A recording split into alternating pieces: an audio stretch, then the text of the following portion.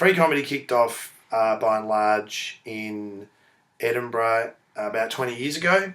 Peter Buckley Hill was the guy who really came up with the idea of putting shows on for free and getting the punters to put the money in the bucket at the end of the show. And it's revolutionised stuff in Edinburgh.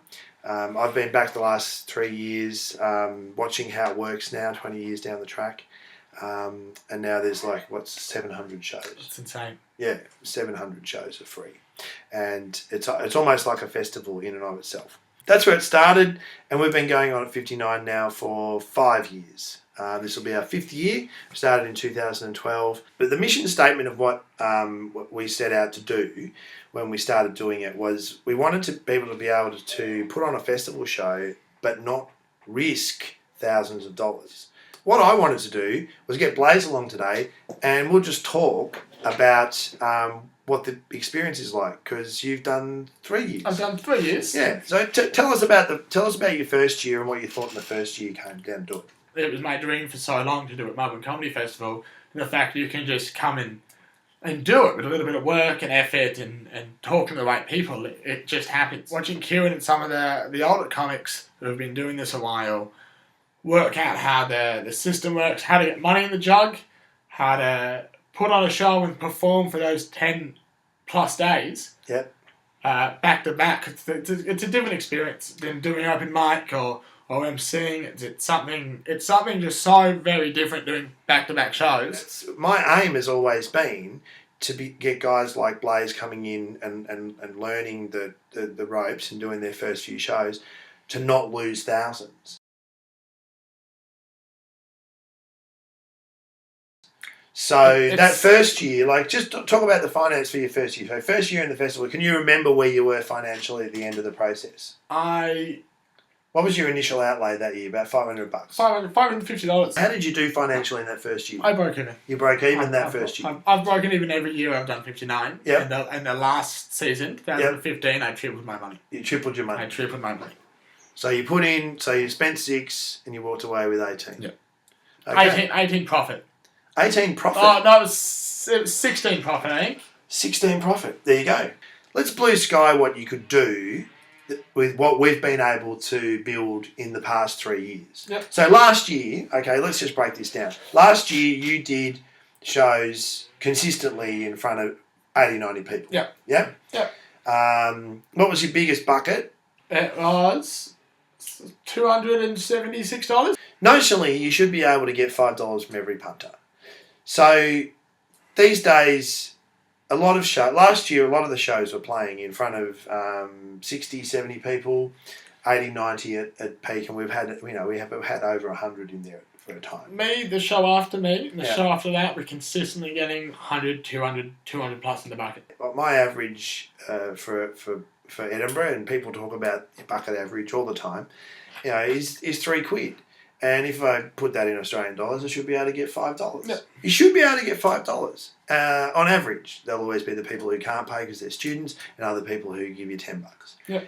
If your average is $5 and you've got 80 people in there, how much do I make if there's 80 people and they all give me $5 on average? $400. $400! People bag out the education system in this country, but that is proof. That is proof, ladies and gentlemen, that they're talking through a hole in their ass. That David Gonski was wasting his time. These kids got it all fucking sorted out, man. Just did that like a calculator. It's 8 times 10 divided by 2. 400 a night. Do that, and let's say that. Okay, we're doing a blue sky scenario. That's $4,000. 10 times 4 is $4,000. It's just non-stop here. Non-stop here. Don't waste your life sitting around smoking heaps of weed, kids. Understand how to do basic multiplication. $4,000. You spent 6. What's your profit? It's $3,400. It is. Minus all the beer. Minus all the beer. Yeah. Okay.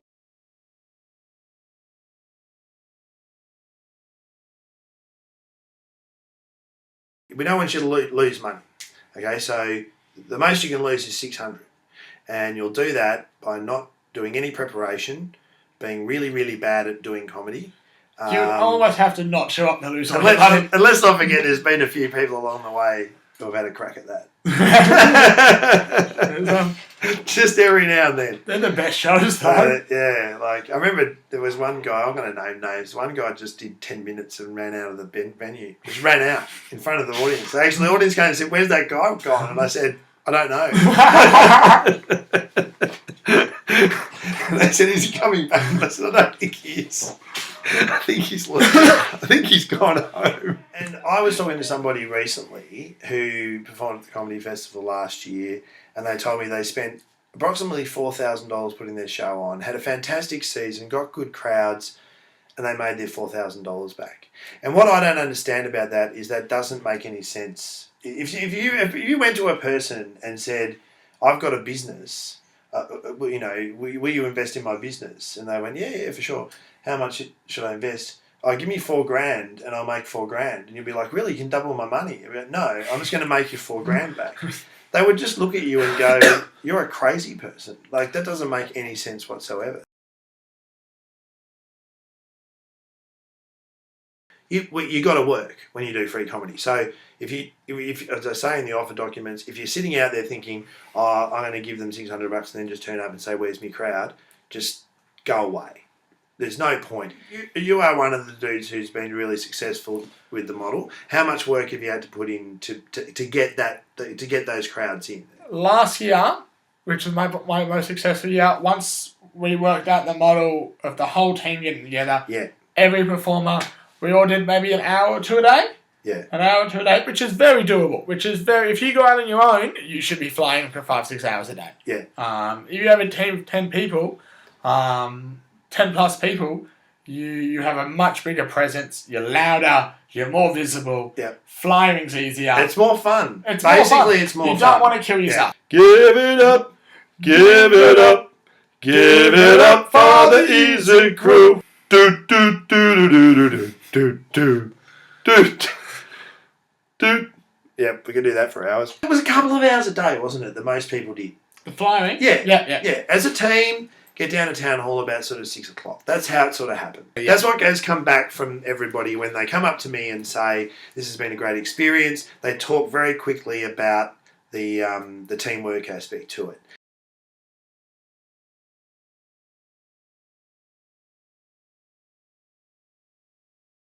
Did you feel that that there was an added component during the season where you were able to develop the show by just sort of coming to me and going, "Oh, why didn't this work? Why didn't this work? What do you think I should do with this?" Yeah, 100%. Yeah. This worked yesterday, didn't work today. Yep. I can't, you watch the show, what's going on? What do they do differently? Yeah, that's just come back to me so much that people have said, just having your advice really helped. Yeah. And like I say, I feel weird about sort of putting this forward as a thing.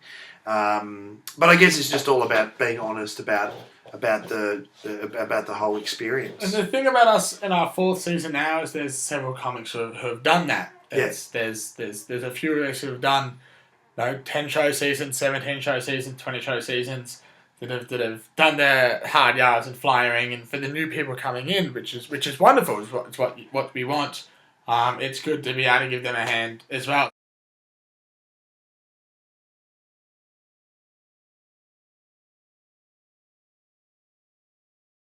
We're getting crowds that keep coming back year after year, which I think is important. Yep. To put on a good model, good quality night. They want to come back. That's a good point. What you need to understand is you're probably watching this thinking, "Oh, maybe I'll do a show in this second venue or put in an application." But if we've done the hard yards for 5 years. Like Blaze has been there since year 2. I've done the 4 years, and hang on, this is going to end badly. What are you doing? Stop. Oh no, it's Sophia. Do you want to tell one of your jokes, Sophia? On the grass, Mum was going to shop with clothes, and on the way back to the car, we found this dollar and this dollar. And Ah, one we lost in the car. Fucking okay. hack observational comics.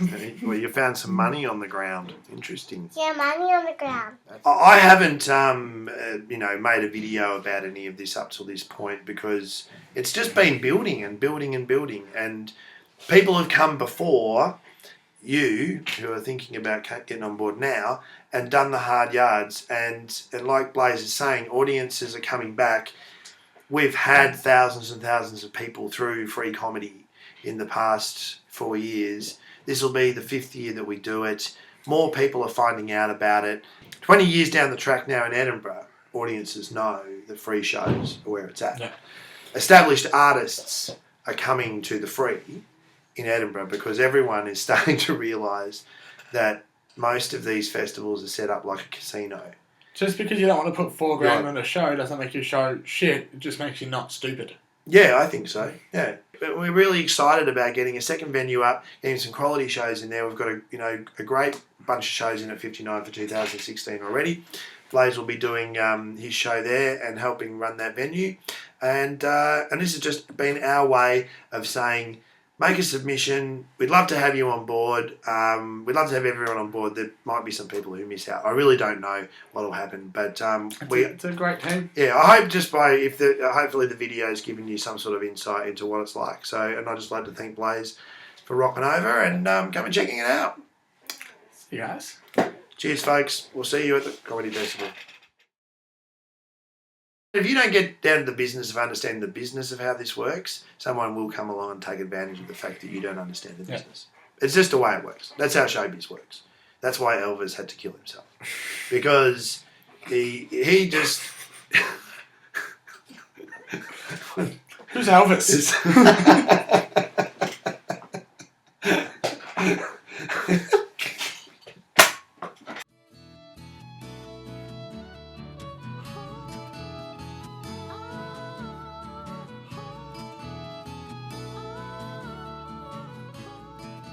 Each other. 2013, it was all about this. Last year, we were the comedy underdogs.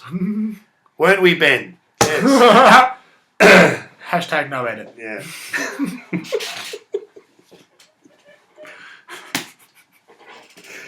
In jokes, they're so good, aren't they? And they just make Melbourne comedy go round. But what would we do if we didn't have our little in jokes? Probably do some fucking comedy. Probably, yeah. Probably be funny for a change.